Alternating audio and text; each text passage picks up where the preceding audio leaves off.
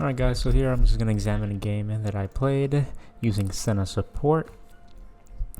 If you followed my channel or if you just watched my last stream, you know that I am a jungle support main. That's what I like to play, and there's a reason why I like to play jungle support. People think that those two things might be contrary to each other, but I actually think they're very complementary to each other.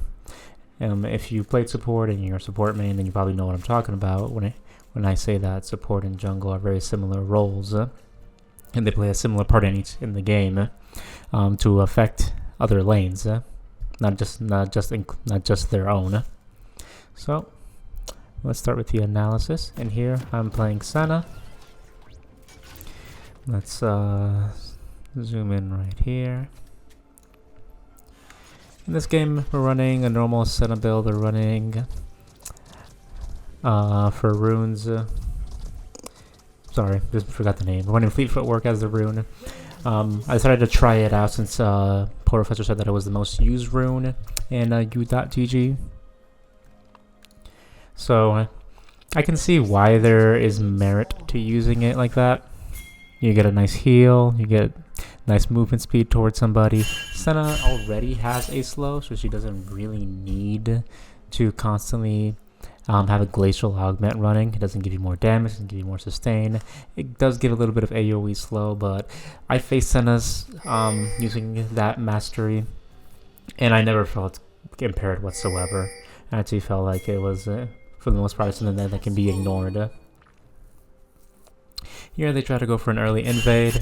I was aware that they might try to do that. I stood far away.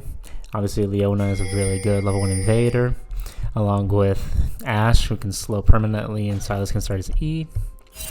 Here, this is kind of an awkward start. We think that there's more people around, so we're playing really safe. We think that there's people behind her. Clearly, this Leona is on drugs. She's by herself. She's just in there. She's walking up. She should have just backed up already, but now she's getting collapsed also by Victor. She doesn't flash still. I don't know what she's doing. I thought she went flash, so I flash exhausted her in case she decided to flash as well to slow her down. But she basically just gave a first blood to the Victor, who's going to scale late game. So that was a really good start to this game. I don't know what's wrong with that Leona, sorry. But that was amazing. So here in lane, Senna, you just wanted to be harassing and poking. You just wanted to constantly be a nuisance to the other people. It's good. You just want to be a constant nuisance to the enemy team. You never want to let them breathe steadily. The reason I'm not approaching too hard here is because I think a lot of Sennas get overzealous and they try to trade too much. So if I were to try to approach the Ashe, she could just easily W me. W damage does stack up, then I have to use my Q to heal up, which is something that I could be using to poke, harass, or heal my own ADC. So it's a lot better if I just save that up, play rather passively until I see my openings. Leona will try to engage. That's her job. That's what she mainly does. I'm right here just getting my stacks. I'm more than happy just collecting my passive stacks in order to scale. Something really nice with Senna is that she will scale late game into a monster regardless of what role she's in, because she scales naturally using her passive. She gets crit, movement speed, she gets increased range. It's just a bunch of disgusting stats that she gets for free just for farming up those little ghosts or ghouls. I don't know the exact name of them, but you understand, those little bullets that are falling on the ground. Here, she's level 2. I should have respected that level 2 and backed up. I missed my W. Clearly, that was a really good engage, and Leona is very strong. Right there, what I should have done is I did not respect the level 2. So this is what I mean when it comes to early game harassment. You should always try to avoid getting level 2 cheesed. Especially Leona in this matchup. Leona will be the biggest damage dealer in lane. People always underestimate how much damage she can actually push out. I guarantee you, if we were to see the replay of the damage stats, it was Leona, and then Ashe probably got in like maybe 20 to 30% of the damage. Not much in the grand scheme of things. But yeah, there I got greedy. I tried to poke, I tried to harass her for walking up to the minion wave, and got overzealous, but Here, back in lane, we're pushed up. We're in a really good position here. We can't get jungle ganked. I tried to go for a W there, but missed it. But we just get some good damage on that Ashe. And this is what I mean when I say that you really don't need the slow from Glacial Augment, the Keystone, the Mastery, because your ability is already slow. You already have that one quick auto attack that slows her down. And from that, your ADC can follow up and do a crazy amount of damage. Not to mention, you also get that sustained survivability, so you're better to trade with. Here, I think she's gonna engage on us. Obviously, that was a misread of the situation. She flashes away. Back up so I don't get E'd, because again, you need to respect that. If I get hooked, one of us will die or one of us will be close to death. Early game, it's Leona's lane. It doesn't belong to you. In this game, I'm pretty sure I went back and I got a tier. The reason I like to get a tier every time as Senna is because you're just passively poking and harassing, and tier scales really good with you. It gives you so much mana, and later in the game, it'll give you a really good item that gives you even more mana, and you do damage based on that maximum mana. So you just have infinite harass in lane, and you get not only rewarded for using your support item to harass and get gold, but you're also building yourself up to that 100 stacks on your tier. So you're just a scaling monster. You're the time bomb just sitting in lane, and if you play safe and you harass, there's really nothing much anything can do about it. Later, as the game goes on, we'll talk about what I like to do that most supports do in the game. It doesn't really matter who you are as a support. I think that everybody can do this, and that is roaming. A lot of supports might think that they always have to stay in lane, that they always have to put their ADC, or they might be the tilting support, where they hate their ADC, and as soon as their ADC dies once or twice, and they think it's not their, and they think they had nothing to do with it, they will leave the lane forever and just stay mid and lose you the game, thinking that, I don't know, they're doing something important by sitting mid. I had a Thresh do that a few days ago, where I was playing. His Draven died once, and then he stayed mid and didn't go anywhere. And he never got a single kill, because after revealing himself once, the enemy mid laner knew that he was still there, and if he never shows up bot, guess what? The mid laner is just gonna play passively, and your bot lane is gonna get 2v1'd. So yeah, please don't do that. You're not cool. You're not doing anything special by running away into the other lane. Here, Leona tries to engage. We easily dodge the E. As soon as you dodge the E, you have a free fight going on right there. We do some really good poking. She heals me back up. I dodge the E. I target Leona here because I cannot see the Ashe, so there's no point in me going all the way to auto attack her. That's a really good flash by Mim's Fortune. She honestly should have flashed a lot sooner into her. Maybe I should have as well. But we obviously don't have the communication like we normally, like people that duo queue do. So we just go based on each other's vibes. Ideally, the best play to make there was both of us ignore Leona, flash on the Ashe, kill her, and then focus on the Leona. But we get a double kill there. So that's not really the biggest of deals. That's just something that to optimize. Here, Sylas is invading. There's no reason for Sylas to invade. We easily respond right back at him. I stay away from Echo. I don't want him to jump on me, so I keep my distance safe and let my teammates clean up and just respect their damage. Here, I let him just get close to me because the fight's over. He used all his things. I have nothing to fear. And we get that easy cleanup. If I would have let him come close to me in the beginning, he probably would have killed me very quickly and very easily. So remember, as Senna, you always respect anyone's damage early game. You are very fragile and very squishy. Roughly around 600 health when you start, maybe 700. Just not a lot. Leona really should have eaten me there. That was super greedy by me. I should not have walked up there. Why she didn't E there? She probably thought that my team would have collapsed, which is not a bad assumption to make, but she definitely would have had time to kill me. Here we back and we get Executioner. Now the reason that we get Executioner is because there's a lot of passive healing in the game that we never notice. People pop pop potions in the middle of fights. People pop heal in the middle of fights. Silas is reason enough to run heal, as he can snowball out of control with maxing his W and healing every few seconds. So that's why I like to take Executioner first. Instead of going damage like a serrated Dirk, I always like to go utility, because that's what I'm here to provide to my team. I'm there to provide utility.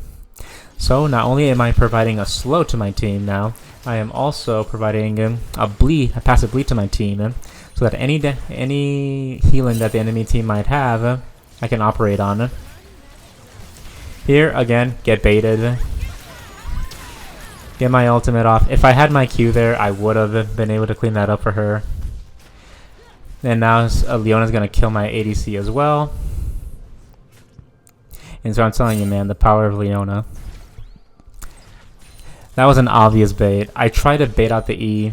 I haven't played in months, so my movement skill is not that good. I try to easily bait it. Clearly, that didn't work, but I like to. But it's fine, because it's better if I try it than if I don't try it, because that way I can actually learn to actually bait that better next time. Next time I know, okay, I need to back up a little further when I'm baiting that, or I should wait till I get boots in order to make a bait like that. Here we back up. I got my mobility boots. I always get mobility boots as Senna. I never go anything else.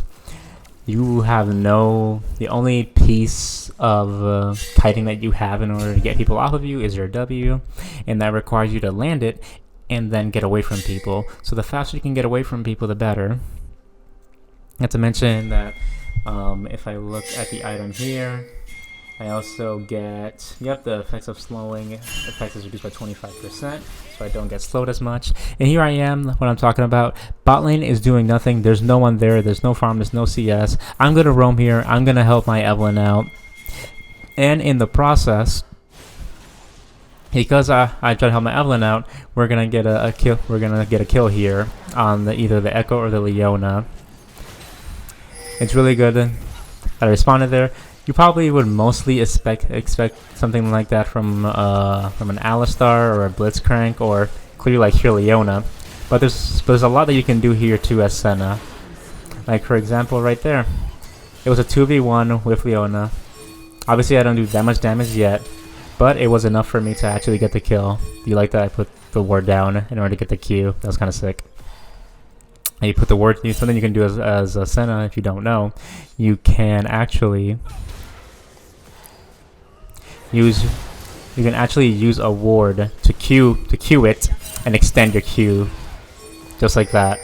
So I put my ward down, I Q the ward, and I align myself with Echo. So that was a nice kill. As throwing her ult, I don't know where she's throwing it. I should probably throw it at Victor. Victor came to my bot lane's rescue. Right now, me and my team are playing really well. Victor saw that I wasn't there. He probably thought that the bot lane was going to be overextended, and it clearly was, so he went bot lane and got 2 kills. And this is what I mean. If I was not there and Evelyn went up there by herself, she probably would have died. But because I was there, I was able to pick up 2 kills. I didn't have to be Blitzcrank. I didn't have to be Alistar.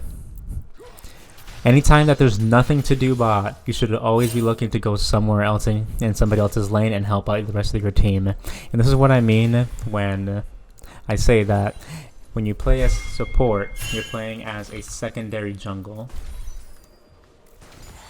And simply because is that you have the ability to roam. Right here, I'm not going to stay in lane and push by myself where I can get caught out.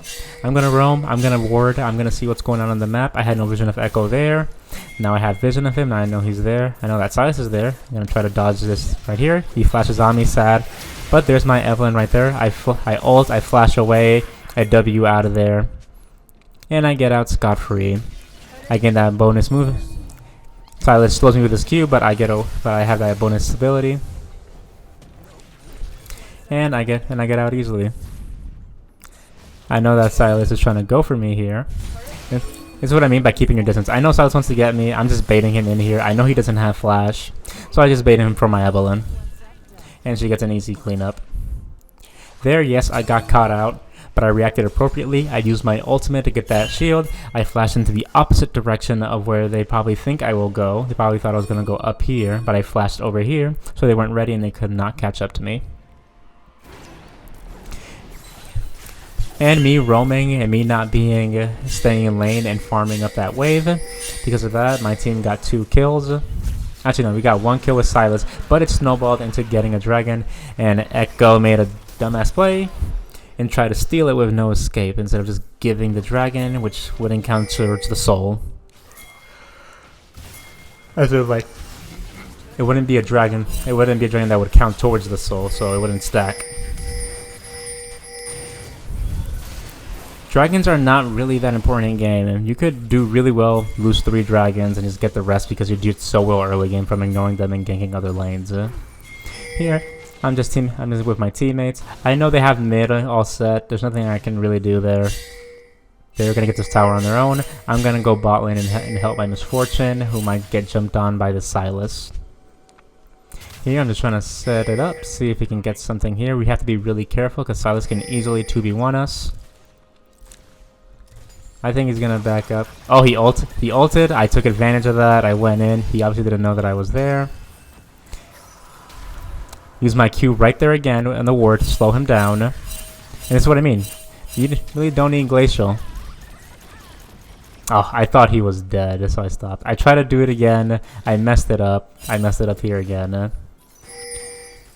He gets away, but that was I should have kept walking instead of backing up when I saw that.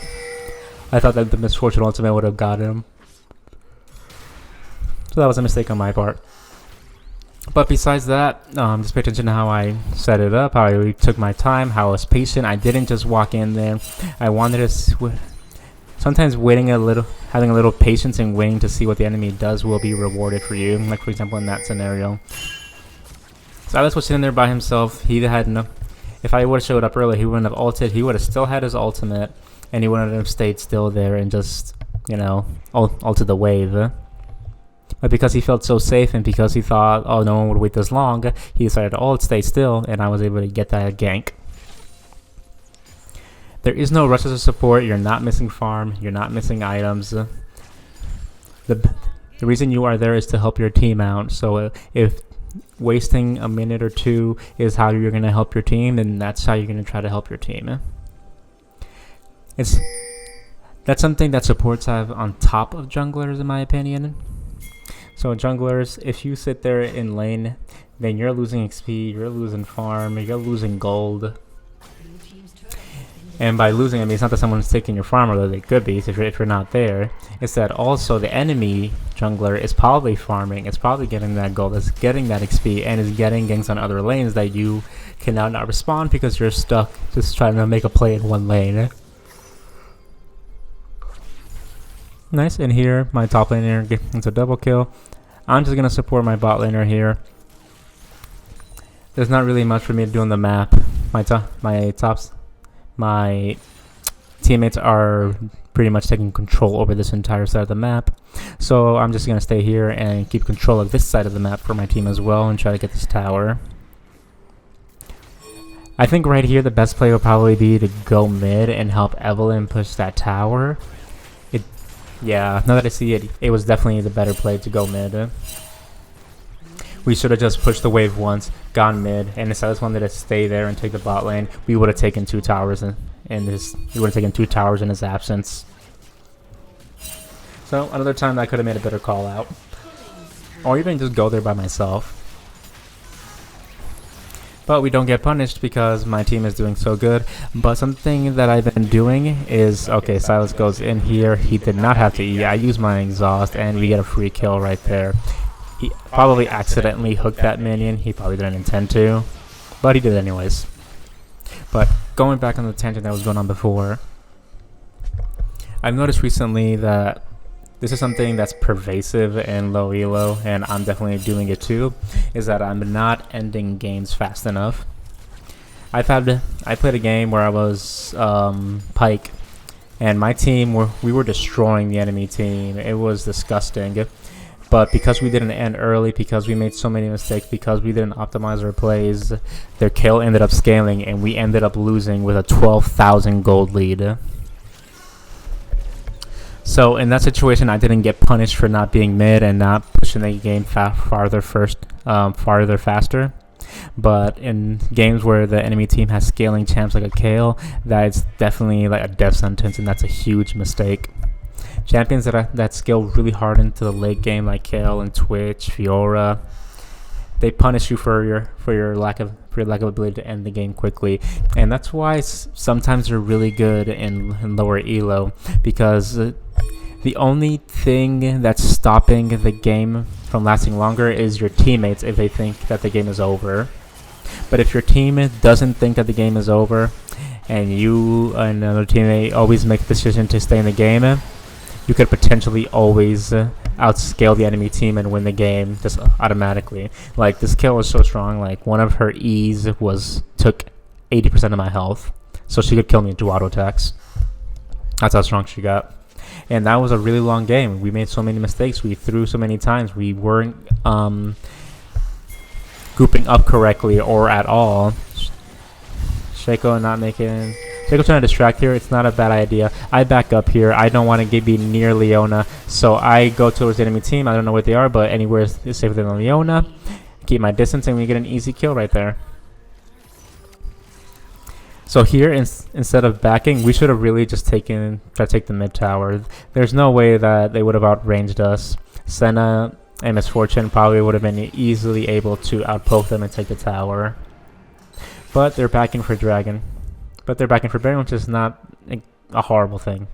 Another thing that happened in that game where the KO outscaled us is that my team backed a ridiculous amount of times. Like anytime anything happened, even if they didn't have that much gold, they would back and get like 20% of their HP back, and then come back to lane. And we wasted so much time doing that. Like, it was ridiculous. The game was so much longer than it had to be.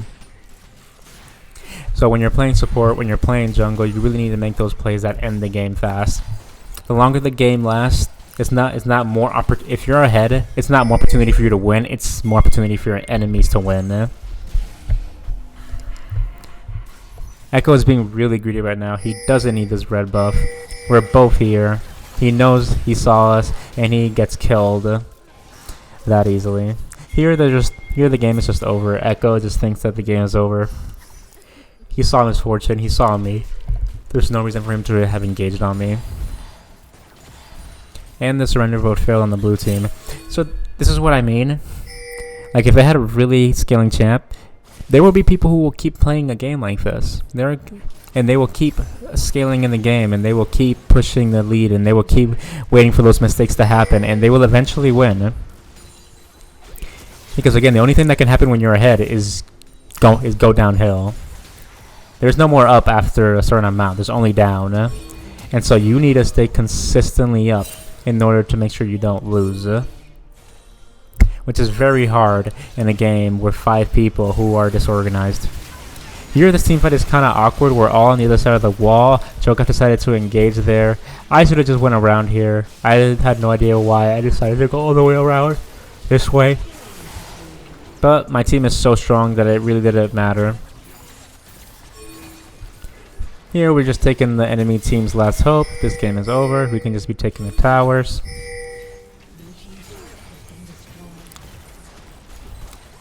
Yeah, we really should have ignored that Nexus, and Cho'Gath should have tanked to save the minions. And now Evelyn is trying to go for the kills, and here is a small throw. I remember me in this game saying, like, yeah, we're throwing here. There's literally no reason for us to be here. And now we're getting pinged by our teammates to take the tower when we're getting killed by other people. And this is a bad move by my teammates.